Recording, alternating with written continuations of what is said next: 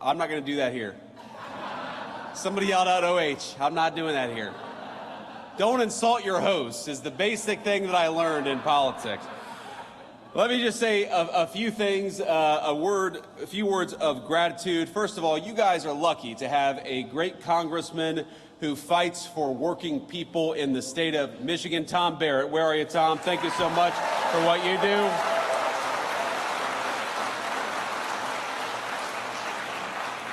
We talk a lot about the working families' tax cuts. We talk about no taxes on overtime, which we are proud to deliver. No taxes on tips, which we are proud to deliver. The lowest taxes that we've had in this country in a very long time, because Tom Barrett went to Washington and fought for the people of this district. Thank you so much, Tom, for everything that you do.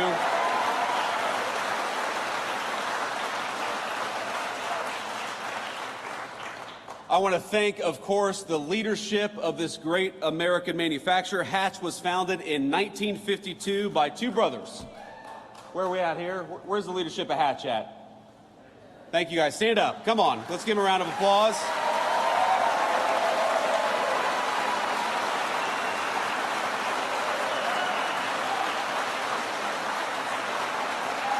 Thank you, guys. I got a little tour with Daniel Craig and Wally earlier today. Thank you guys so much. I'm not going to try to pronounce your last name, Wally. I don't want to insult you or look like an idiot in front of the TV cameras, but you guys, this is a great facility. So it started, of course, manufacturing parts for M1 rifles for the American warfighter, and now it manufactures all kinds of automotive components that we rely on each and every single day. And one of the things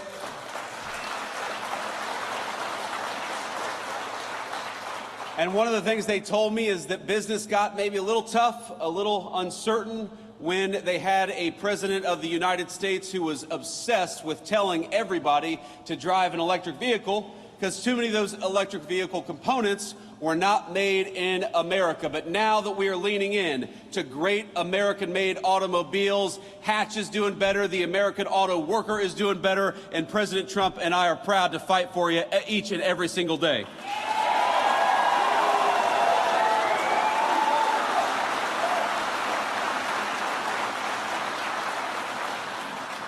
I've also got to thank our incredible Secretary of Labor. You just heard from her, Secretary Chavez DeRaymer. Let's get a round of applause for the great Secretary of Labor.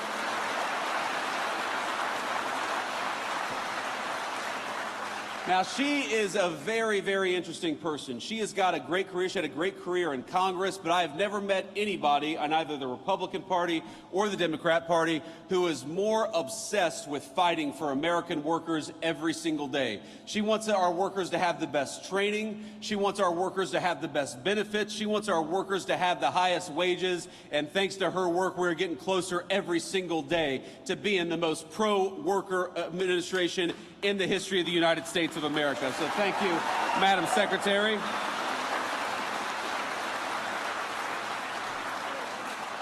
We also have Michigan GOP Chair Jim Runstad. Where's Jim at? Jim, thank you for everything that you're doing.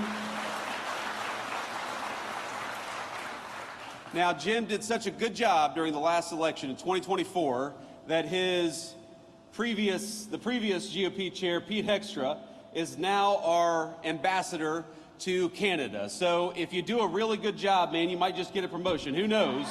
But he's doing a great job here in Michigan, and we're going to fight with him for the next couple of years to make sure that we're electing candidates who actually serve the interests of Michiganders and serve the interests of the American worker, and that's what we're here for, and we'll never forget it. So I want to say just one thing about my friend Charlie Kirk. I want to talk about Charlie Kirk for a little bit. And the last group I want to have be recognized here is we have got a lot of kids, and I hate to call you kids, but when you're 41 years old, you guys are kids. TPUSA is a great organization founded by my friend Charlie Kirk that takes the message of free speech and conservative values all over our college campuses here in the state of Michigan and elsewhere. And we've got some proud TPUSA folks here. Would you guys stand up and be recognized by the crowd? We love you.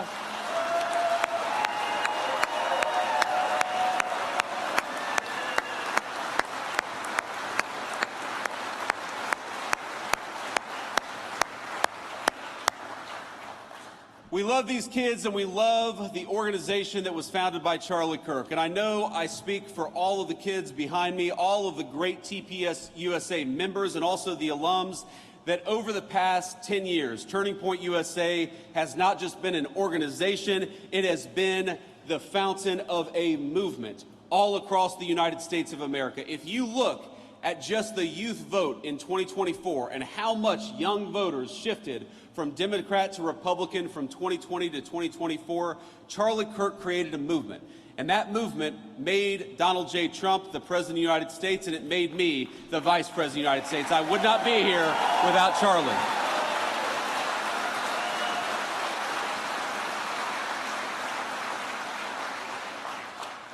But Charlie was an exceptionally talented individual. People don't realize how integral he was, how important Charlie Kirk was. He helped us staff the administration with solid people like Secretary Chavez DeRemer. He made sure that when we hired somebody that it was a smart person, but it was also a kind and decent person. You see him at these college events, and he would talk to anybody. He didn't care if you were a Democrat, a Republican, a liberal, a conservative, if you supported the Trump administration or not. He felt that the most important American political virtue was to just get out there and talk to our fellow Americans. And I hate to say that a week ago, he was doing what he did best, he was doing what he loved, and an assassin gunned him down for daring to say things that that assassin thought were wrong or shouldn't be said. Well, I think I speak for every person in this room, and I think I speak for a majority of our fellow Americans when I say we do not attack or commit violence against people because we disagree with their ideas. We debate ideas, and we're going to keep on debating them in honor of the great Charlie Kirk for as long as I have a microphone.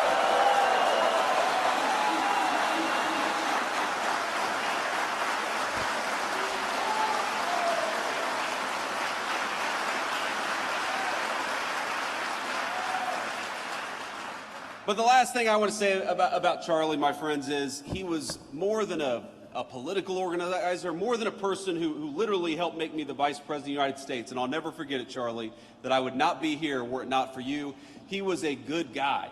He was a good friend. I mean, all of these people who have been involved in TPUSA, you know, Turning Point USA, it wasn't just a debate society. It wasn't just a political organization. It gave these kids a sense of home and a sense of purpose in often very hostile places. If you were a young conservative or you were a young Christian and you were worried that a professor might give you a bad grade for being who you were, Charlie's Turning Point USA gave you a home. If you were worried that you had an idea that was maybe disfavored by your social group, if you were worried that you believed something that was just a little too controversial for a college campus, Turning Point USA gave you a home, it gave you friends, it gave you moral support, and that is what I think must live on in the wake of Charlie Kirk's death. I have friends who met a husband, a wife, a boyfriend, a girlfriend, who met the best man at their wedding at Turning Points USA because it was an organization of patriots dedicated to making this country the very best country that it could be. And I would like to think that whether you're a Democrat or a Republican, this basic idea of young people gathering to discuss and debate, that is the thing that we cannot let pass away just because the leader of Turning Points USA was gunned down by an assassin. And I want to let you know that whether you're a Democrat or a Republican, whatever your belief is, I will fight for your right to speak your mind. We reject political violence, and we reject the crazy left-wing radicals that gunned down our friend Charlie Kirk. Let's talk to one another and not try to shoot each other down for disagreeing.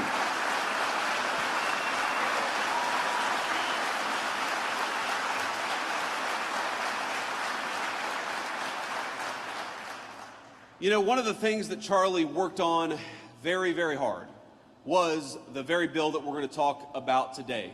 I remember having so many phone conversations, so many text conversations with Charlie about how to make the bill better, about how to do more for working families. Because you know what, Charlie, he believed exactly what I believed and exactly what the President of the United States believed, that we have got to rebuild the American dream, especially for our young people, which is why this big, beautiful bill does so much to bring American manufacturing back to the United States of America.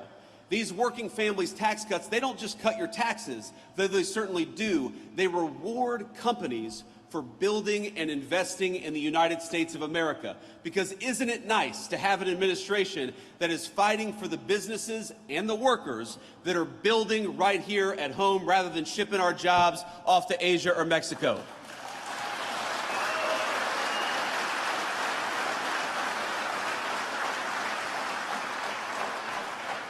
We fought for no taxes on overtime and no taxes on tips because we want you to keep more of your hard-earned money. We fought for an increase to the child tax credit because we want to make it easier for young families to bring new life into this world and to raise that new life in security and prosperity and comfort. The Working Families Tax Cut is not just a big 1,000-page bill. It is an important part, maybe the most important part, to restarting the American dream in this country. Wouldn't it be nice to have a president, and now we do, who builds in America rather than rewards companies for shipping jobs overseas? Wouldn't it be nice to have an administration that actually gives you more of your hard-earned money rather than taking more of it for hard-earned or for government bureaucrats? Wouldn't it be nice to have an administration that fights for your ability to keep more money in your pocket? Wouldn't it be nice to have an administration that punishes corporations that ship our jobs overseas, but rewards businesses for building right here in the great state of Michigan? That is what we promised to do, and that is what we're doing every single day.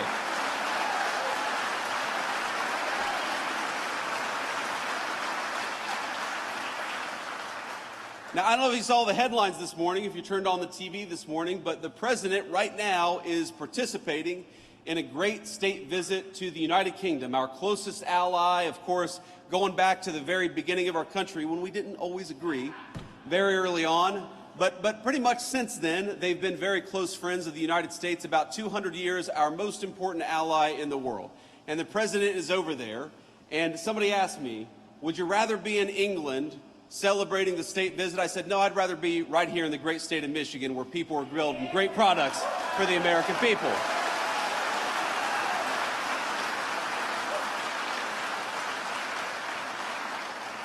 So with all due respect to our great president and all due respect to the King of England, I am so proud to be right here where I am today, with all of you talking about all of the ways in which we can continue to build an America that works for normal Americans again. And that means a lot of things. Part of making this country work for you all is making sure you're safe in your communities and safe in your streets. And one of the proudest things the President of the United States has done in Washington, D.C. and in Memphis as of a couple of days ago is to send the National Guard to take back American streets. We deserve to be safe in our communities again, and that's what the President is making happen.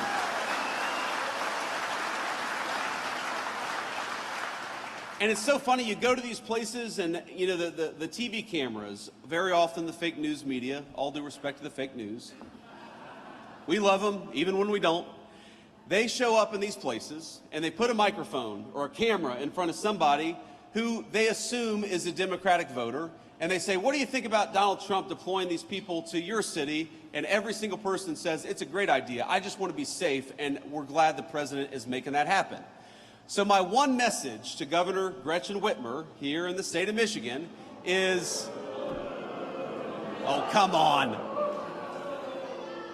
My one message to Gretchen Whitmer is, look, the city of Detroit we know has got some serious crime problems, and we know that it's the people in Detroit who suffer the most when crime is allowed to run rampant all over city streets. Gretchen, we are happy to send the National Guard to Detroit, Michigan. All you got to do is ask.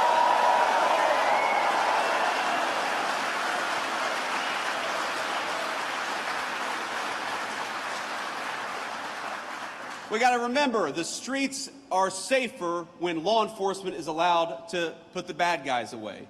And just as we want to protect your job and we want to make sure you have a good wage when you work hard, we also want to make sure when you go home, you can enjoy your neighborhood and enjoy your community in safety. You know what else we want to do? We want to make sure that our young people stop dying of this terrible poison, this fentanyl and other drugs that are being brought in by these cartels.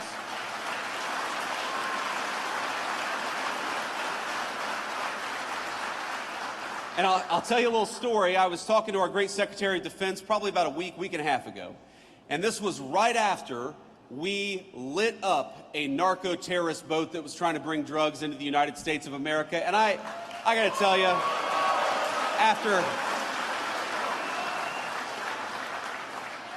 I am a child of the war on terrorism era. I served, just as Tom did, in our military. I deployed to Iraq as a United States Marine, a young enlisted United States Marine. I am proud to have a president who is sending our military to light up the cartels that threaten our people in our own backyard. That's where the military belongs, if they belong anywhere.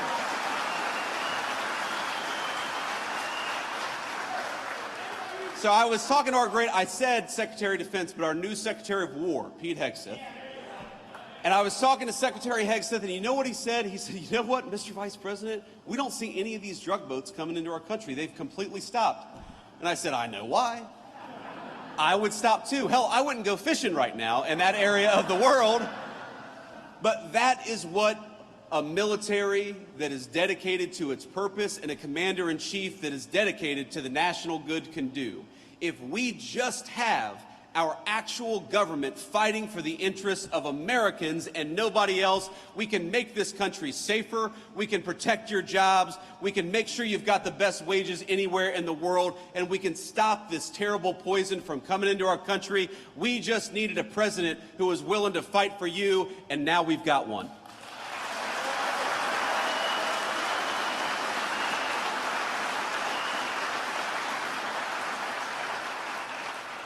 So let me leave you with this final thought here. Look, I grew up in a community, you heard Secretary Chavez DeRimmer mention this, that I grew up in a community where the American dream seemed to be disappearing, where the jobs were getting shipped overseas, where the factories were closing down.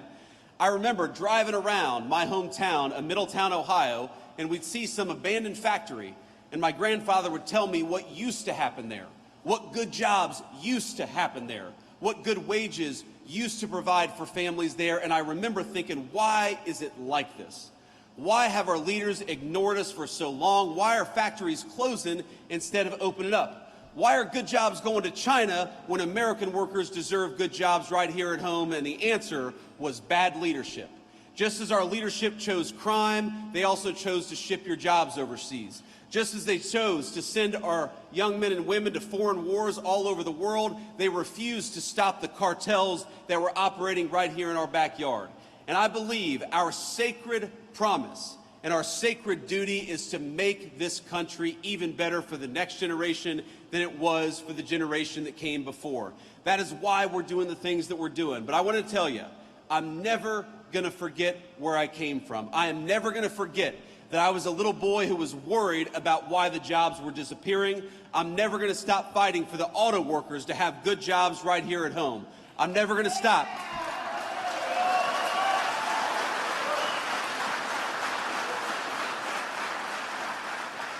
I'm never going to stop, and neither is the President of the United States, from fighting for your public safety, for your good wages. We're going to fight for when you send $1 to Washington, D.C., that we spend it wisely. We're going to fight for you to have low taxes. If you're working hard, we're going to fight for you to keep as much of your hard-earned money as possible. Because I believe that the American dream belongs to American citizens, not to illegal aliens, not to drug cartels, and it doesn't belong to foreign workers. It belongs to workers right here in the state of Michigan.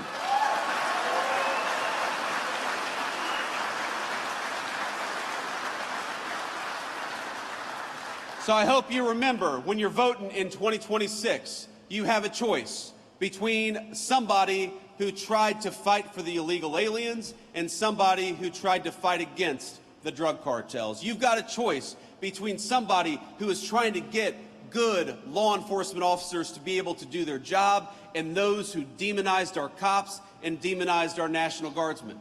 You've got a choice between politicians who shipped your jobs overseas and politicians who fought to keep good American jobs right here at home. Ladies and gentlemen, in November of 2026, we are going to have to make a choice. Let's make it for America, for our workers, and for our families. God bless you all, and thank you for having me.